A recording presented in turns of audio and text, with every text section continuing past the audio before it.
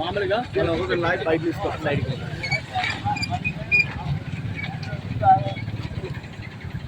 అలా స్లోగన్స్ ఇస్తారు. ఈరోజు బీఆర్ఎస్ పార్టీ పిలుపు మేరకు ఈరోజు రాష్ట్ర వ్యాప్తంగా బీఆర్ఎస్ పైన కాంగ్రెస్ యొక్క కుట్రలను నిరసిస్తూ ధర్నాలు చేపట్టడం జరిగింది. అందులో భాగంగా మోడంపల్లి మండల హెడ్ క్వార్టర్స్లో గోపాల్ మరియు రాములు వీళ్ళందరి ఆధ్వర్యంలో ఇక్కడ నిరసన కార్యక్రమం చేపట్టడం జరిగింది. అయితే దీనిపైన ఒక్కటి క్లియర్గా అర్థమవుతున్నది ఏంటంటే కాంగ్రెస్ పార్టీ కేవలం ఏంటంటే బీఆర్ఎస్ తొక్కే విధంగా ఈరోజు కేసును ఏంటంటే మొన్నటి కాళేశ్వరం కేసును రాత్రికి రాత్రంతా డిస్కషన్ చేసుకుని ఏంటంటే దాన్ని సిబిఐకి అప్పచెప్పడం జరిగింది. అరే ఒక్కసారి ప్రజలందరూ కూడా గుర్తుపెట్టుకోవాలి, గత కాంగ్రెస్ ప్రభుత్వం అన్ని లెవెల్లో కూడా ఫెయిల్ ఉంది. బీఆర్ఎస్ ప్రభుత్వం వచ్చిన తర్వాత ఇరిగేషన్కు ప్రాధాన్యత ఇచ్చి ముఖ్యంగా ఏంటంటే ఏదైతే తెలంగాణ ప్రాంతం ఉన్నదో తెలంగాణ ప్రాంతం నుంచి 2 నదులు పోతాయి. ఒక సైడ్ కృష్ణ పోతుంది, ఇంకో సైడ్ గోదావరి పోతుంది.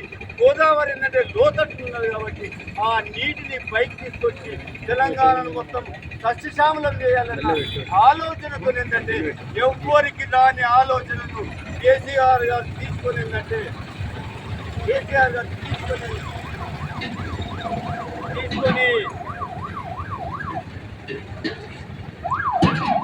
కేసీఆర్ గారు ఆలోచన తీసుకొని ఏంటంటే ఈ కాళేశ్వరం ప్రాజెక్టును కట్టడానికి పూనుకున్నారు.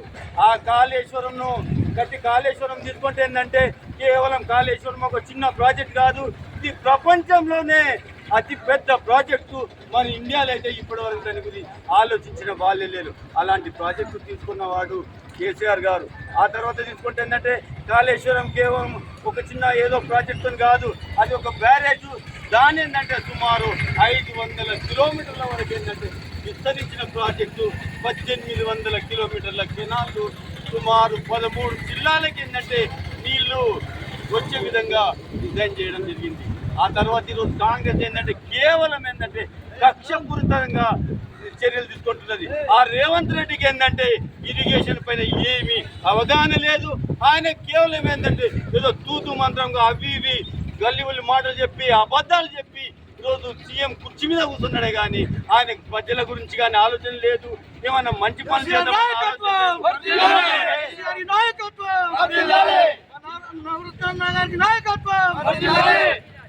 ఈరోజు తీసుకుంటేనే సుమారు 20 నెలలు కావస్తున్నది. ఈ 20 నెలల్లో ఈ రేవంత్ రెడ్డి ముఖ్యమంత్రి అయిన తర్వాత ఎక్కడ కూడా ఒక్క ప్రాజెక్టు తీసుకున్న దాఖలు లేదు.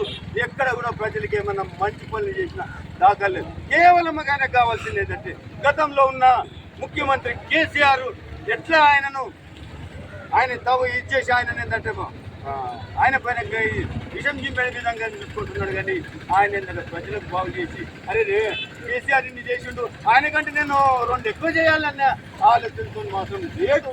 ఆయన చేసిన దాన్ని ఏంటంటే తప్పు పట్టడంలో ఉన్నాడు కానీ మంచి చేశాడు. అరే కాళేశ్వరం ఈరోజు ఏంటంటే కాళేశ్వరం మీద కరెక్ట్ సక్సెస్ అయ్యేది. కరెక్ట్ సక్సెస్ అయితే ఏంటంటే ఈరోజు తెలంగాణలో ఒక్క ఎకరా కూడా వేసినట్టు ఏంటంటే అన్ని కూడా సస్యశ్యామలమయ్యే ఛాన్స్ ఉంది. అంతెందుకండి మన ధైర్యవాదం తీసుకున్నాం. ధైర్యవాదకి ఏంటంటే సంగమేశ్వర, ఆ తర్వాత నారాయణగఢ్ బసవేశ్వర ప్రాజెక్టు తీసుకొస్తామని అన్నాడు. అది గతంలో కేసీఆర్ తీసుకున్నాడు. దానికి ఏంటంటే సర్వేలైనవి అన్ని తీసుకొని ఆ తర్వాత ఏంటంటే మొన్న రేవంత్ రెడ్డి కూడా అన్నాడు ఒక మాట, మేము కాళేశ్వరం వచ్చింది ఏంటంటే సంగమేశ్వర ప్రాజెక్టును బసవేశ్వర ప్రాజెక్టును కంప్లీట్ చేపిస్తాము అని చెప్పేసి ముఖ్యమంత్రులు అన్నారు. కాంగ్రెస్ నాయకులు ఇక్కడ లోకల్ నాయకులు అందరూ కూడా అన్నారు.